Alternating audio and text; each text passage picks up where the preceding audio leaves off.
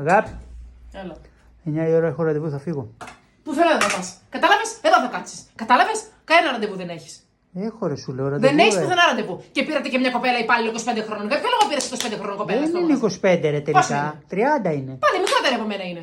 Εντάξει, τι θα κάνουμε τώρα. Θα την απολύσετε. Τελείωσε. Μίλησα. Εγώ είμαι Βασίλισσα. Κοίταξε να δεις, Αλεξανδρούλη. Θα σας κάνω. Εγώ θα σας κανονίσω. Εγώ. Θα σας βρω μια όριμη κυρία που έχει ζήσει τη ζωή της. Γεροντοκόρη.